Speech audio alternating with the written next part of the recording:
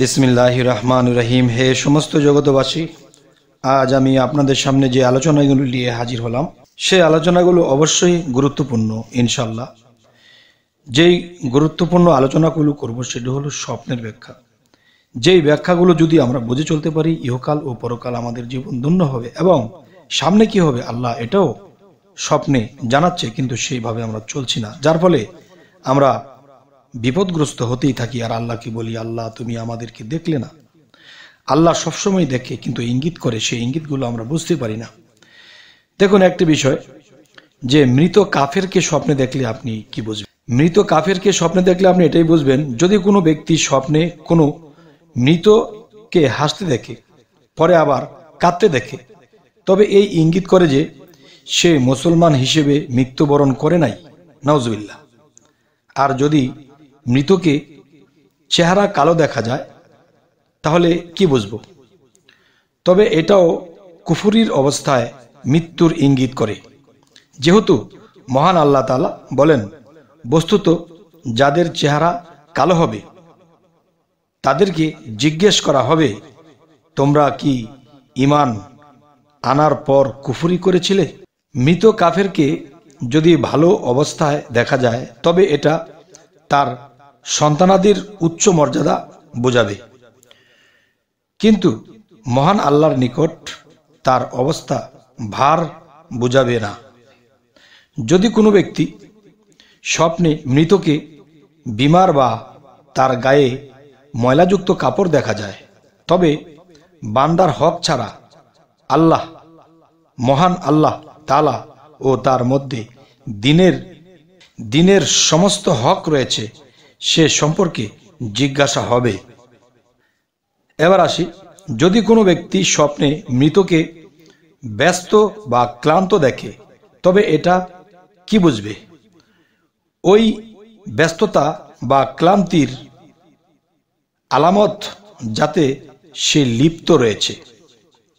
আচ্ছা, তো এবার যে আলোচনাটি আপনাদের সামনে তুলে ধরবো সেটি হলো, দেখুন, দাদা দাদি, নানা নানি, বাপ মা ইত্যাদিকে স্বপ্নে দেখা। এদের স্বপ্ন দেখলে আমরা কি বুঝবো এই সম্পর্কে একটু বুঝে নেব ইনশাল্লাহ। সেটি হলো, দেখুন, এমনই ভাবে যদি কোনো ব্যক্তি স্বপ্নে তার পিতাকে মৃত্যুর পর জীবিত দেখে তবে উল্লেখিত ফলাফল লাভ করবে। এটির অর্থ এটি যে তার উল্লেখিত ফলাফল লাভ করবে এবং এটা আরও বেশি ফলপ্রসূ হবে, কেননা বাপ মায়ের তুলনায় বেশি সক্রিয় ও শক্তিশালী। এবার আসি, যদি কোনো ব্যক্তি স্বপ্নে তার দাদা দাদিকে মৃত্যুর পর জীবিত দেখে তবে এটা তার সৌভাগ্যের জীবন ও সাফল্যতার ইঙ্গিত করে। যদি কোনো ব্যক্তি স্বপ্নে তার মাকে মৃত্যুর পর জীবিত দেখে তবে সে চিন্তা ও দুঃখ কষ্টে লিপ্ত আছে, তা দূরীভূত হয়ে আনন্দ ও সাফল্যতা লাভ করবে। সুবহানাল্লাহ। এবার আসি, ছেলে মেয়েদেরকে স্বপ্নে দেখা। ছেলে মেয়েদেরকে স্বপ্নে দেখলে এটি কি বোঝাবে? যদি কোনো ব্যক্তি স্বপ্নে তার মৃত মেয়েকে জীবিত দেখে তবে দুঃখ কষ্ট দূর হবে এবং আনন্দ ও সাফল্যতা লাভ করবে। এবার আসি, যদি কোনো ব্যক্তি স্বপ্নে তার মৃত ছেলেকে জীবিত দেখে তাহলে এর ব্যাখ্যা কি হবে? তবে এমন দিক হতে তার শত্রুর পয়দা হবে যা সে ধারণাও করতে পারবে না। এটির অর্থ হলো এটি। এবার আসি, ভাই বোনকে স্বপ্নে দেখলে কি হয়? যে ভাই বোনকে স্বপ্নে দেখলে আমরা যে জিনিসটি বুঝবো, যদি কোনো ব্যক্তি স্বপ্নে তার মৃত বোনকে জীবিত অবস্থায় দেখতেছে তাহলে এর ব্যাখ্যা কি হবে? এর ব্যাখ্যাটি হবে, তবে তার কোনো হারানো লোক বিদেশ সফর হতে ফিরে আসবে এবং আনন্দ লাভ করবে, যেহেতু মহান আল্লাহ তাআলা বলেন, মুসার আম্মা মুসা আলাইহিসসালামের কথা বলা হচ্ছে। এর বোনকে বললেন, তুমি তার পিছনে পিছনে যাও। ফলে সে দূর হতে অজ্ঞাতসারে অপরিচিতা হয়ে তাকে দেখতে লাগলো। এই কথাটি কোথায়? সূরা আল কাসাস আয়াত 11। আচ্ছা, এখানে কথাটি বলছি, যদি কোনো ব্যক্তি তার মৃত ভাইকে জীবিত দেখে তবে দুর্বলতার পর শক্তি অর্জন করবে, যেহেতু মহান আল্লাহ তাআলা বলেন, মুসা আলাইহিস সালাম বলেন, আমার ভাই হারুনকে আমার সাহায্যকারী বানান এবং তার মাধ্যমে আমার কোমর মজবুত করেন এবং তাকে আমার কাজে শরিক করেন।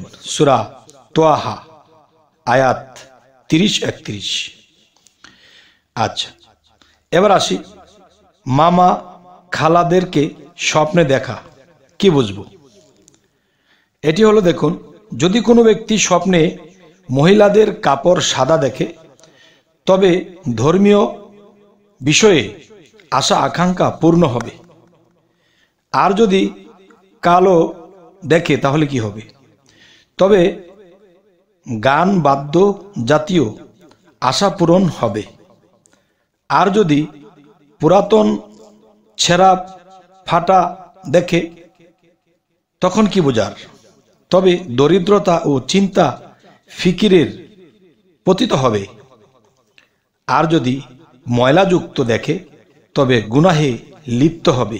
এবার আসি, যদি কোনো ব্যক্তি স্বপ্নে মৃতকে নিদ্রিত বা ঘুমন্ত দেখে তবে এটা তার পরকালের আরাম আয়েশের প্রতি ইঙ্গিত করে।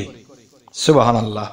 এবার আসি, যদি কোনো ব্যক্তি স্বপ্নে মৃত ব্যক্তির সাথে একই বিছানায় নিদ্রা যেতে দেখে তবে সে দীর্ঘজীবী হবে।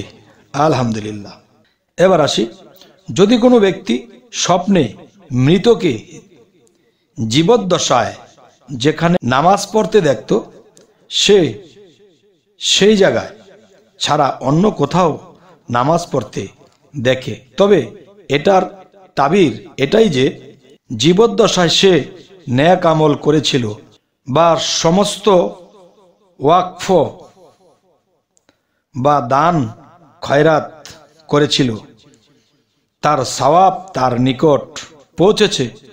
আর যদি মৃত ব্যক্তির কোনো প্রশাসক হয় তবে তার বংশধররা তার মতো প্রশাসন ক্ষমতা লাভ করবে।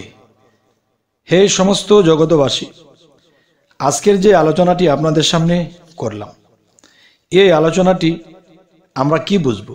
মানুষই কিন্তু দেখা গেছে দাদা দাদি খালা ফুফু অনেককে স্বপ্নে দেখে। তো এই যেই লোকেরা মৃত্যুবরণ করেছিল তাদেরকে স্বপ্নে দেখলে কি হয়, কি বুঝবো, এই জিনিসগুলো বোঝানোর জন্য আজকের এই আলোচনা। তবে হে সমস্ত জগতবাসী, আজকের যে আলোচনা, এই আলোচনাটি আপনাদের কেমন লাগলো এবং কি ধরনের স্বপ্নের ব্যাখ্যা চাচ্ছেন তাও আমাদেরকে কমেন্টে জানাবেন এবং পরবর্তীতে যেন ভালো আলোচনা নিয়ে আপনাদের সামনে পৌঁছাতে পারি। তো সকলেই ভালো থাকবেন। আল্লাহ হাফিজ।